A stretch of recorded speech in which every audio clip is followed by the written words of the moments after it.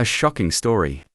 This is the story of Pastor Dion Waverley, a man who wanted a divorce just 24 hours after his wedding.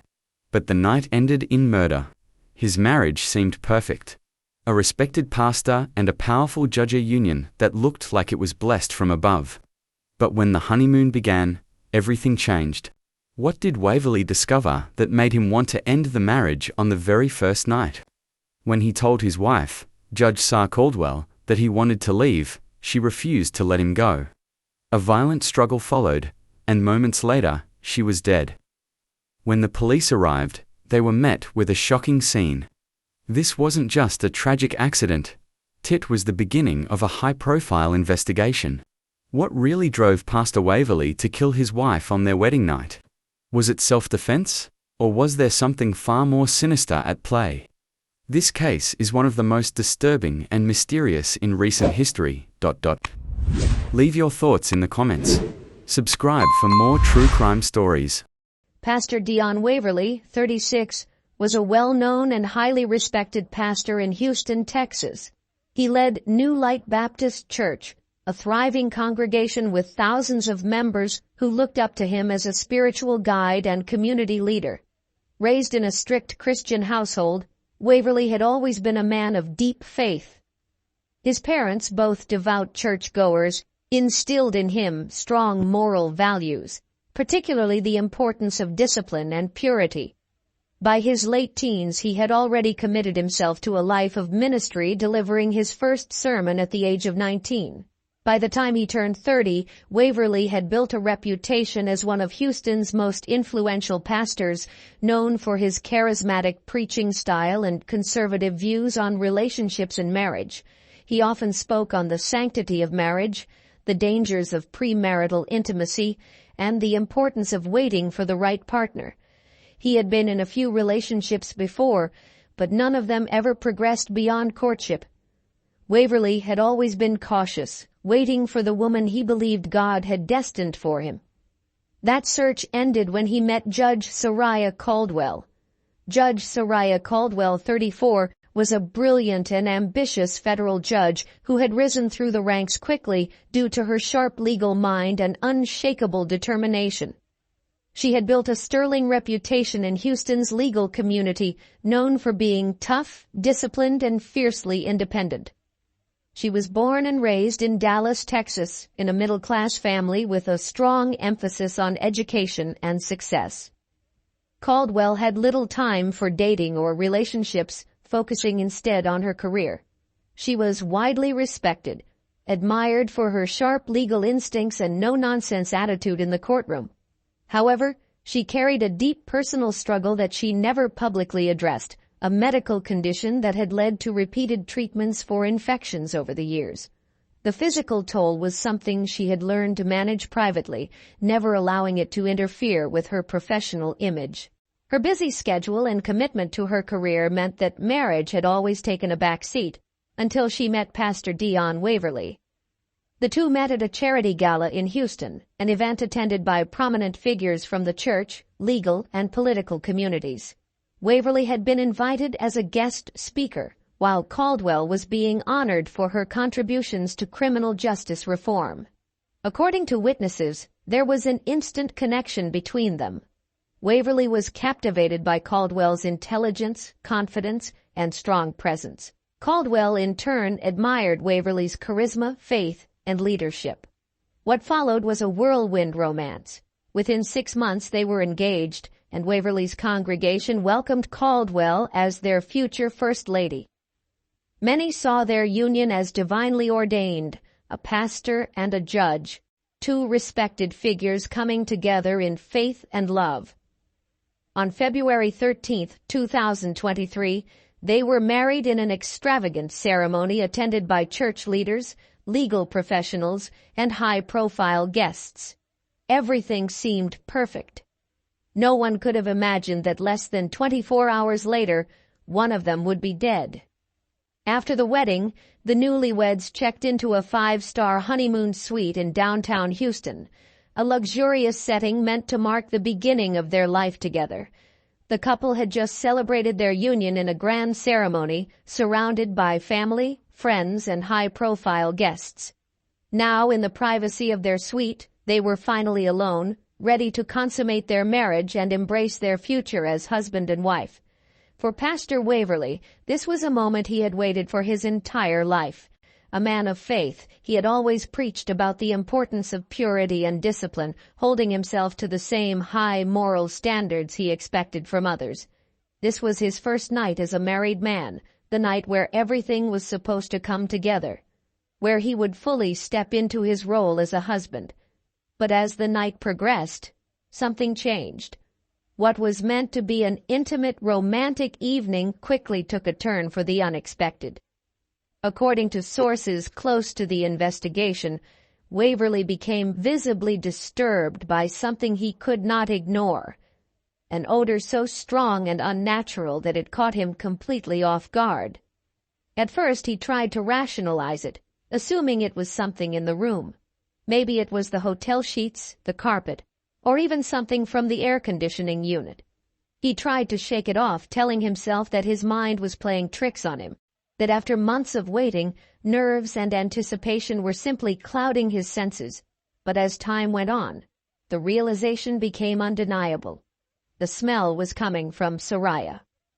The pastor later told investigators that it was unlike anything he had ever encountered before. He described it as overpowering, unnatural, and deeply unsettling. He claimed that the moment he got close, his body reacted instinctively and he physically recoiled, stepping back as an overwhelming sense of discomfort and confusion set in. And then came the most shocking realization of all. This wasn't just poor hygiene. This was something else. A deep unease settled over him. This wasn't normal. This wasn't right. In that moment, everything changed. Not just his perception of Soraya, but his entire view of their marriage. I'm sure you're all wondering why a couple is just being intimate for the first time on their wedding night. Well, Pastor Dion Waverley had built his entire reputation on the foundation of faith, purity, and discipline. As a respected church leader, he had preached for years about the importance of waiting until marriage, not just as a biblical principle, but as a personal commitment he had made to God. He often spoke about the spiritual strength it took to resist temptation, positioning himself as an example of what it meant to be a righteous man of God. For Judge Soraya Caldwell, the decision to wait was more practical than spiritual. Her career in the legal world was demanding, leaving her little time for relationships, let alone casual encounters. She was a woman who believed in structure, planning, and control, and for her, intimacy was not something to be rushed into. Beyond that, their whirlwind romance had moved at an unusual pace. They had met, fallen in love, and become engaged all within 6 months. With both of them being highly respected public figures, they agreed to keep their relationship dignified and proper, knowing that any misstep could be fodder for gossip within both the church and the courtroom. They had no reason to rush. In their minds, waiting until their wedding night was a show of commitment, a sacred bond that would make their first night together even more meaningful. At least, that's what Pastor Waverley thought. But what he didn't know was that waiting would lead to a discovery that would change everything. For years, Judge Soraya Caldwell dedicated herself to her career, working long hours and handling some of the most complex legal cases in Texas. As a federal judge, the demands of her position were relentless, requiring her to be sharp, disciplined, and constantly prepared.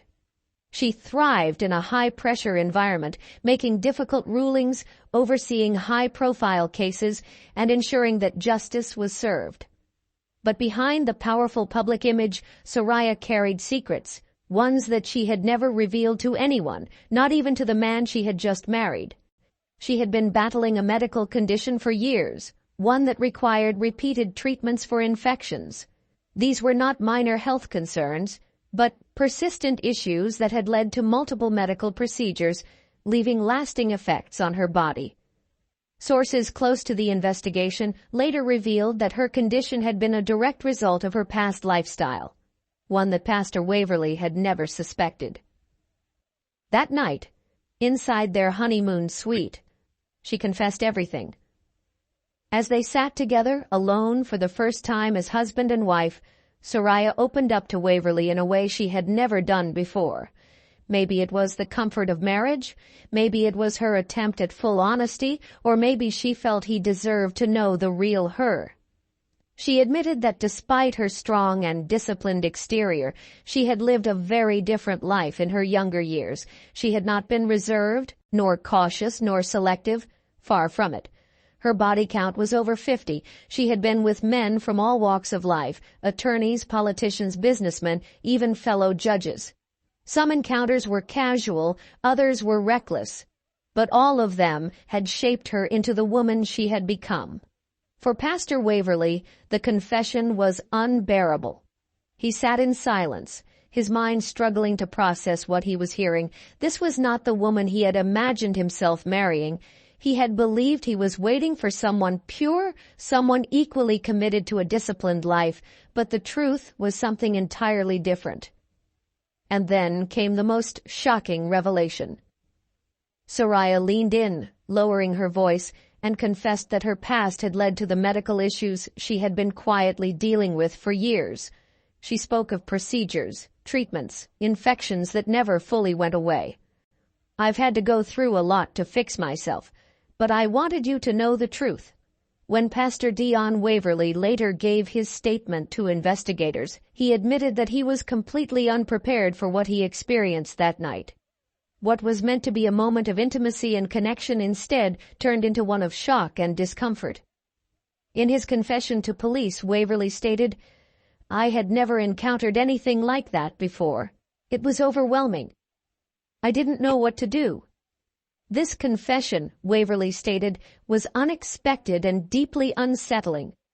He described feeling overwhelmed, betrayed, and physically repulsed, as he had believed he was marrying a woman who shared his values on purity and self-discipline.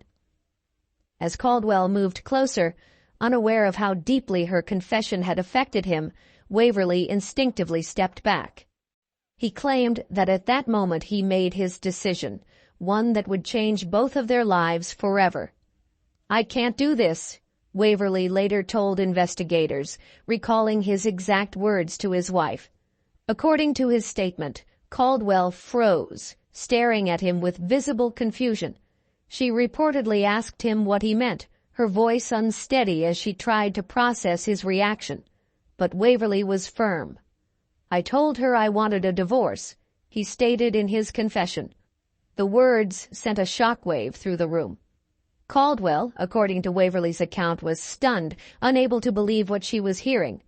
A woman who had always been in control, who was used to holding power in the courtroom, now found herself facing an unexpected verdict, one that she could not appeal. Judge Soraya Caldwell was visibly shocked and devastated when Pastor Dion Waverly told her he wanted a divorce. Forensic evidence suggests that a heated confrontation followed inside their honeymoon suite. Caldwell's reaction was intense, a mixture of anger, hurt, and disbelief. Just hours earlier she had said, "I do," committing to a lifetime with Waverly. Now, less than a day later, he was trying to walk away. The situation escalated quickly. Waverly later recounted the events to investigators, describing how Caldwell refused to let him leave. She allegedly blocked the door, demanding an explanation, accusing him of humiliating her. As he attempted to push past her, Caldwell allegedly grabbed him, pulling him back. Her voice grew louder, her frustration boiling over. Waverly claimed that at that point, Caldwell slapped him across the face, her emotions spiraling out of control. Forensic investigators later confirmed that defensive wounds were present on Waverly's arms, indicating a physical struggle had taken place. Waverly recounted the scene after his arrest, stating that the altercation became more violent when Caldwell allegedly lunged at him, scratching and clawing, determined to stop him from leaving. In a desperate attempt to free himself, Waverly stated that he shoved her back, hard. Caldwell lost her balance and stumbled backward. In a matter of seconds, she collided with the sharp edge of the nightstand. The impact was severe, causing a fatal head injury. When paramedics arrived, they found blood pooled around her body, a clear indication of blunt force trauma. Waverly later admitted that after she collapsed, he tried to wake her, repeatedly calling her name, but she did not respond. "I shook her.